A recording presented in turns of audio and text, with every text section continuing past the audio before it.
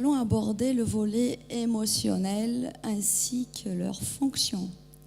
Alors, avant de commencer, j'aimerais bien partager l'émotion que j'ai vécue tout à l'heure, parce que quand je suis arrivée, il n'y avait plus de place au parking, donc il a fallu que je trouve une solution de repli. Et je ne vous dis pas qu'il a le temps. Voilà, j'avais prévu un peu de temps, mais il m'a fallu un peu courir avec des talons. Tout à l'heure, qu'est-ce que j'ai éprouvé comme émotion, à votre avis? J'ai eu peur d'être en retard. Donc, et cette peur-là m'a aidé à être là avec vous pour partager ce moment sur le sujet, ce que c'est intelligence émotionnelle, à quoi elle sert, quelles sont ses fonctions de ces émotions et comment s'en servir pour être encore plus performant dans sa vie de tous les jours, mais encore plus dans sa vie professionnelle. Alors, si vous sortez de cette conférence et que vous avez une idée le plus claire possible de ce que c'est une émotion, à quoi elle sert, quelles sont ses fonctions, je serai encore plus contente. Et voilà, donc je partage avec vous des petits dessins, d'émoticônes de mon fils qui, à force d'entendre parler des émotions, il n'arrête pas de dessiner des émoticônes. Donc, alors, qui pense que les émotions n'ont pas de place au bureau? Lève la main. Merci. Alors,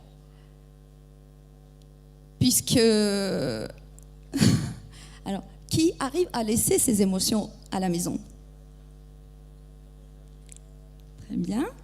Je suis désolée, j'ai en latéral si j'arrive pas à voir, mais bon, l'objectif c'est de rester le plus connecté. Alors, qu'est-ce que c'est une émotion? Il y a des définitions de dictionnaire. Donc, mais bon, on ne va pas trop se préoccuper de la linguistique. Ce qui m'intéresse, c'est de partager avec vous celle-là de définition, parce que c'est dire que, en fait, un trouble subi, réaction incontrôlée à faire quelque chose, c'est à la fois précis et vaste. Donc, allons vers la précision. Donc, une émotion, c'est quoi? En fait, c'est un état relativement bref qu'on peut vivre soit par un stimulus extérieur, soit par un stimulus interne. Donc, ça veut dire quoi? Lorsque nous vivons des émotions, nous les vivons parce qu'il y a quelque chose ou une situation qui vient nous pousser à vivre cette émotion. Et souvent, ces émotions, l'émotion qu'on va vivre est parfois en lien avec notre vécu.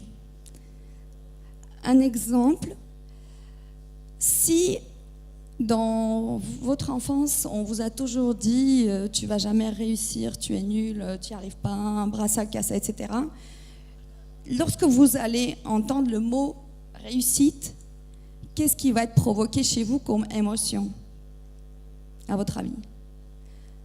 La peur? Quoi d'autre? La colère? La colère, oui. Pourquoi la colère?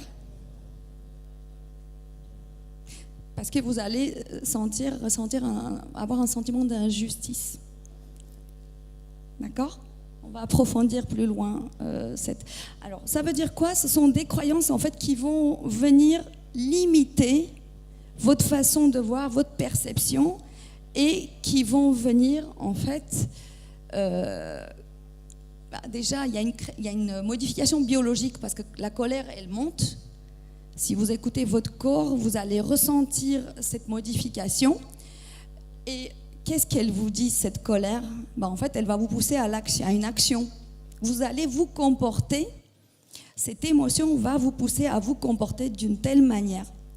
Maintenant, selon votre niveau d'intelligence émotionnelle, vous allez vous comporter soit de façon appropriée, soit de ce qu'on appelle de façon inappropriée, ou potentiellement voler l'énergie aux autres.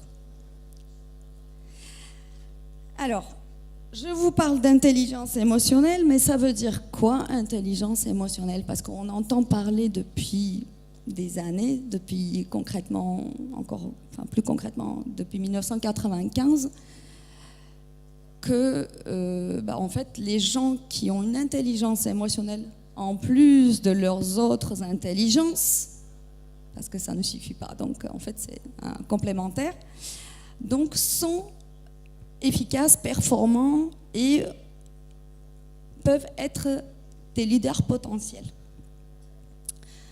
Voilà cette perception. Alors, qu'est-ce que ça veut dire? C'est quoi une intelligence émotionnelle? Qui sait ce que c'est une intelligence émotionnelle dans la salle? Merci.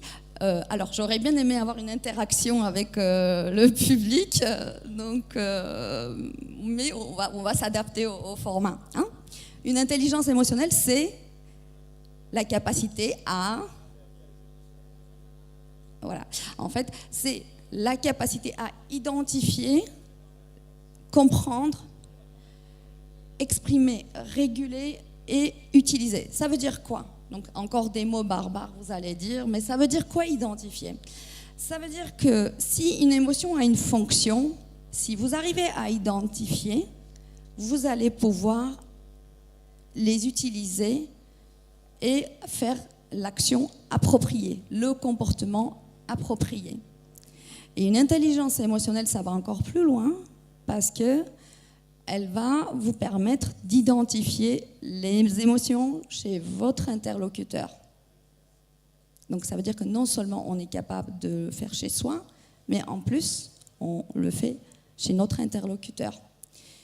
Donc, un exemple, quelqu'un qui se met en colère, naturellement, qu'est-ce qu'on a tendance à faire? On dit, bon, tu te calmes, tu t'assois et puis on discute.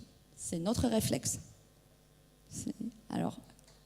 Et pourtant, quand il se met en colère, il cherche à exprimer quelque chose. Cette colère a une signification, a une fonction bien précise, qu'on va voir tout à l'heure.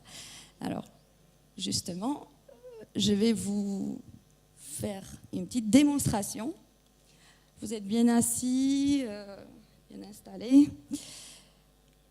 et attentifs. Je suis désolée, je vais vous voler un petit peu votre énergie.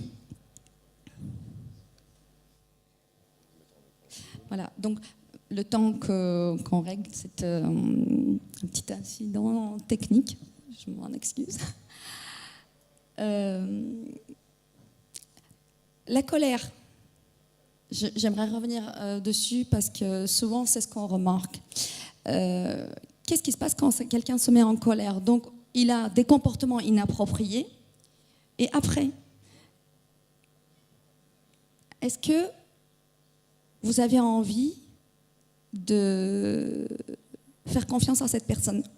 Une fois que vous avez découvert ce qu'on appelle, quand on a découvert le vrai visage. Qui a envie de travailler avec une personne qui se met régulièrement en colère pour un oui, pour un non? Le son. C'était ça en fait.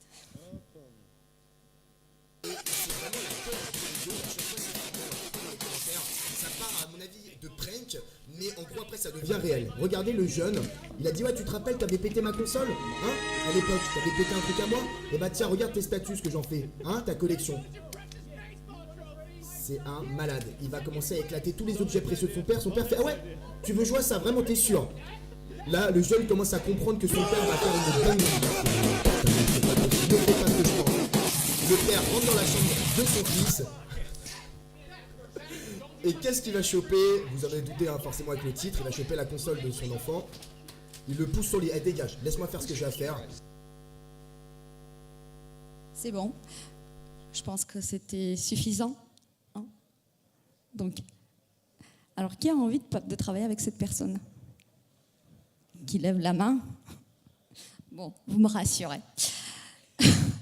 Donc,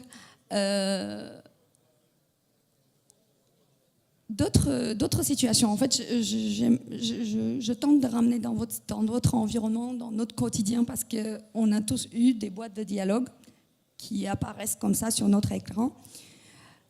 Alors, qu'est-ce qui dit le message? Donc la boîte de dialogue, elle dit, si tu supprimes, je vais écraser toutes tes données. Je vais écraser tout. Alors, qu'est-ce qu'on ressent quand on voit ce message? Qu'est-ce qu'on ressent comme émotion? Quand on a l'habitude et qu'on a tout prévu, tout est préparé, ça fait partie du process, pas de souci, on passe à autre chose. Tu peux supprimer. Mais quand on a un doute, une incertitude, qu'est-ce qui se passe? On dit j'y vais pas, j'y vais pas. En fait, on a du mal à décider, donc ça nous freine notre décision. Mais parfois, on peut, sans réfléchir, y aller, on supprime, et boum, les conséquences peuvent être dramatiques.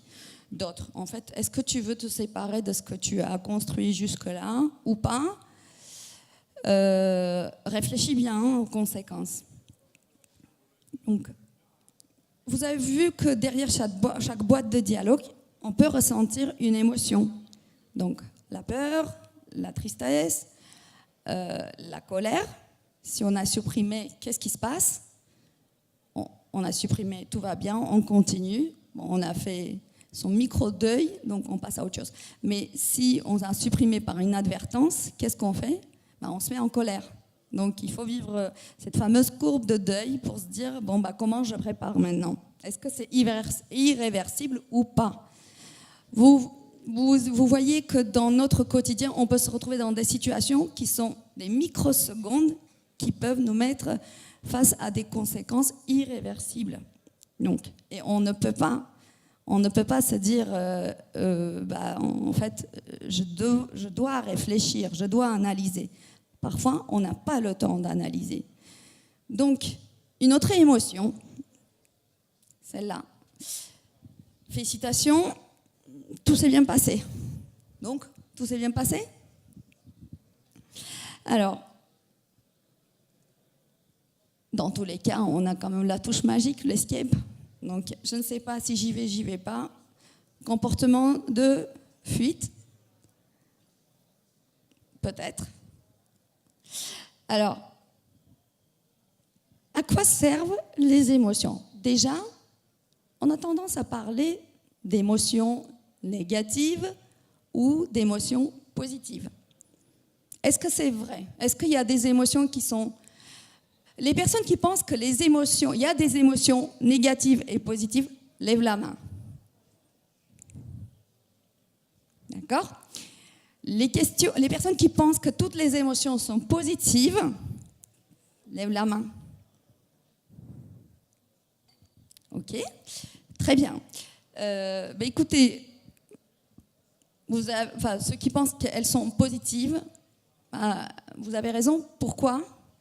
Parce que si on raisonne en matière de fonctionnalité, une émotion, elle est toujours positive. Pourquoi elle est positive? Parce qu'elle va nous donner une information qui va nous pousser à avoir l'action appropriée. En fait, tout le jeu est là-dedans. Quelle information cette émotion me donne et comment je l'utilise, comment je régule et comment j'exprime. D'accord? J'aimerais qu'on regarde ensemble les 4 émotions fondamentales. On a vu la colère. Alors, puisqu'elles sont positives, ces émotions, pourriez-vous me dire, il faut parler fort, quelle est la fonction de la colère? Puisqu'elles ont une fonction bien précise, ou des fonctions. Je vais vous aider. Alors, la fonction de la colère, lorsque nous avons un objectif, nous souhaitons atteindre cet objectif, si quelque chose ou quelqu'un se met au milieu de notre route, ça va provoquer de la colère chez nous. Et en fait, cette colère va nous donner l'énergie nécessaire pour contourner ou gérer cette difficulté, cette embûche.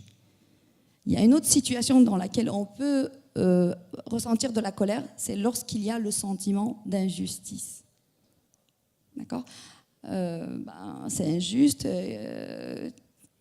Vous avez, je pense que la plupart a dû vivre une situation où le même prof, on pense que on a des connaissances équivalentes et puis notre voisin il a une meilleure note que nous, on se dit mais c'est injuste, pourquoi il a eu une meilleure note, etc. On n'a pas forcément ce recul en disant voilà, mais il y a des détails qui nous échappent, on a des biais, des filtres de perception, donc qui nous faussent notre jugement. Donc qu'est-ce qui se passe?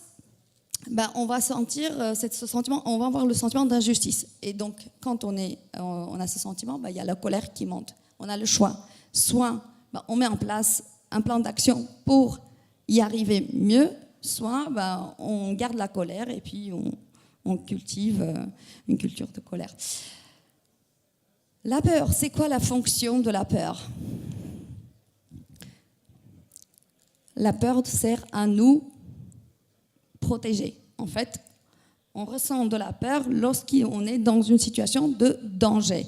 Qu'est-ce qu'elle dit, la peur? Elle dit, fais ce qu'il faut pour te protéger. D'accord? Alors, la tristesse. Pour la tristesse, je vais aller sur la courbe de deuil parce que c'est très représentatif. J'ai perdu mon stylo, donc je l'aimais bien. Il faut... d'abord, je suis en colère. Ensuite, j'essaie de chercher. Et puis, je réalise que je l'ai vraiment perdu et ça me rend triste. Qu'est-ce qui se passe quand ça me rend triste? Donc, j'ai le choix. Je me dis, je suis triste. Donc, je m'attache à un nouveau stylo ou je continue à rester dans la tristesse. Et la sortie peut être là. Pour le stylo, non, mais pour d'autres choses, peut être la dépression. Donc, il faut vivre pleinement cette émotion pour pouvoir s'attacher à une nouvelle situation ou à une nouvelle personne ou à un nouvel objet. Et enfin, la joie. Donc, la joie, c'est quoi la fonction de la joie? Lorsqu'on est content, qu'est-ce qu'on a envie de faire? On a envie de partager cette émotion. Et quand on est content, on a envie de partager cette émotion, on va créer des liens, on va aller voir les autres, les personnes qu'on aime bien, qu'on apprécie, avec qui on veut partager. Ou même lorsqu'on n'est pas avec des personnes qui nous sont familières, on peut partager avec des inconnus en fait, un sourire, le simple fait de sourire. Donc c'est un signe de joie qui est communicatif. Donc on va communiquer. Donc ce qui permet en fait, en situation professionnelle, de créer une cohésion d'équipe. Alors, donc toutes les émotions sont positives.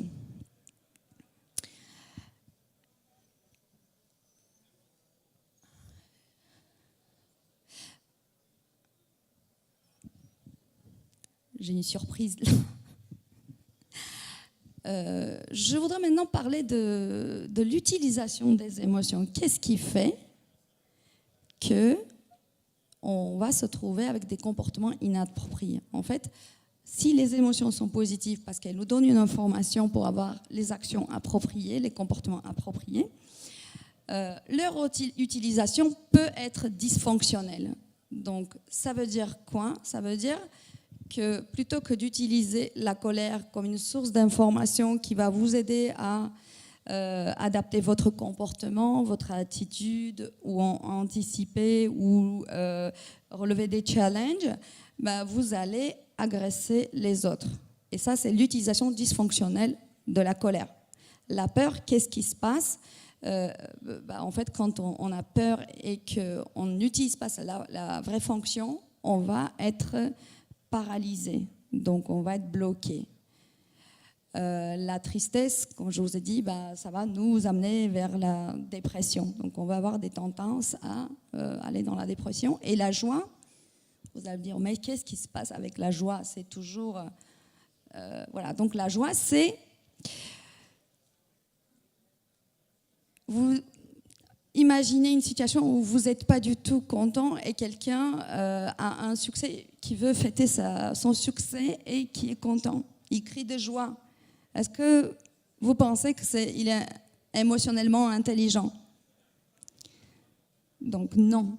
Donc la joie, l'utilisation dysfonctionnelle de la joie, c'est je te nargue, ou je suis un but de moi-même, je suis meilleur que toi, etc., etc. Donc la joie aussi peut avoir une utilisation dysfonctionnelle. Je voudrais... Alors, les neurosciences, on fait quand même des recherches, parce qu'aujourd'hui, si on parle autant d'intelligence émotionnelle, c'est qu'il y a des recherches qui se font, qui avancent, et qui ont montré que ce qui se passe en fait dans notre tête, sur le plan émotionnel, dans notre corps aussi, puisque vous avez vu qu'il y avait une modification physiologique. Donc, ils ont fait des recherches et ils ont identifié les facteurs, enfin, les situations qui nous empêchent d'être émotionnellement intelligents. Et je vais vous montrer une vidéo.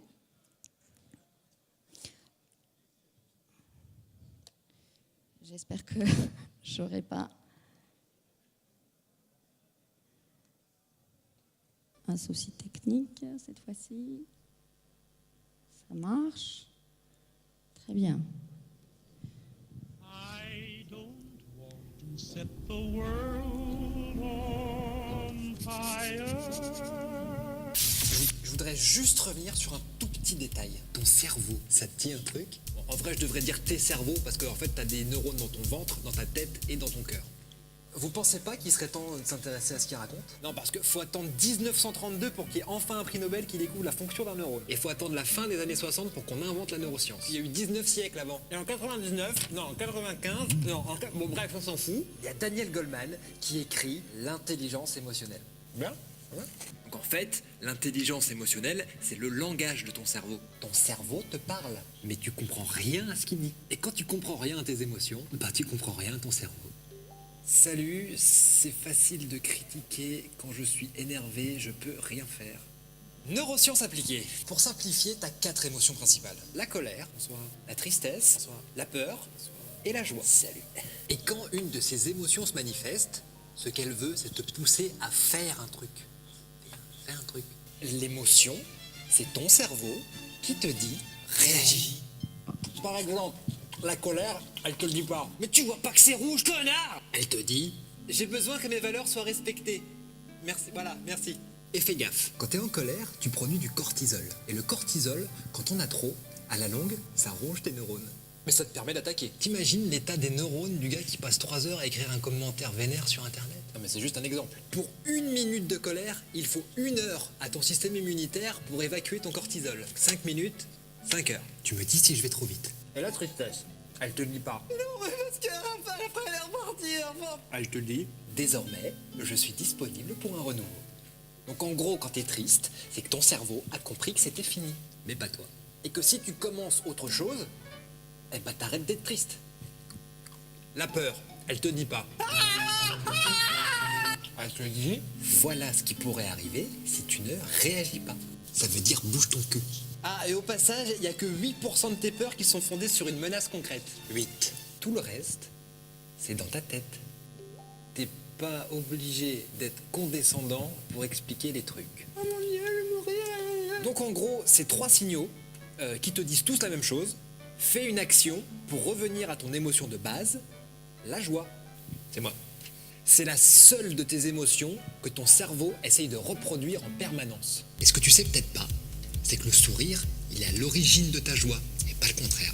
Parce que quand tu souris, même si tu te forces, tu produis de la sérotonine et de la dopamine qui te provoquent un sentiment de bonheur. Donc en gros, l'émotion, c'est un signal qui dure quelques secondes. Et le sentiment, c'est le temps que tu accordes à ce signal. Donc au final, le bonheur, c'est le temps que tu accordes à ta joie. C'est moi. Tu commences... Et tout le monde s'en fout.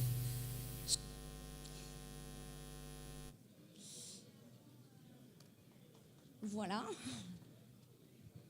Alors, donc c'est cette fameuse amygdale en fait qui, pour revenir à ce schéma neurosciences, c'est que lorsque vous êtes sous stress, il ne faut pas espérer avoir une intelligence émotionnelle. Pourquoi? Parce que c'est votre cerveau reptilien qui vous prend le dessus. Donc, Voilà. Donc, les émotions prennent le circuit court et ils vous poussent à reproduire vos réflexes. D'où l'intérêt de travailler vos réflexes. J'ai un deuxième bonus donc j'espère que ça sera sur l'intelligence émotionnelle, c'est-à-dire chez les autres, c'est-à-dire avoir même la joie appropriée. Tout à l'heure, comme je vous disais, vous avez sûrement entendu parler, vous avez vu cette vidéo, un enfant portugais qui, j'ai pas le son, mais bon, bref, un enfant portugais lors de l'Euro 2016 qui a consolé un supporter français. Et regardez ce qui se passe à la fin.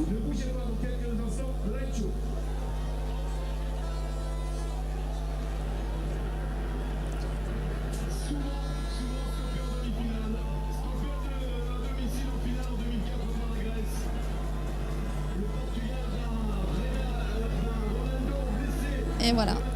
Donc,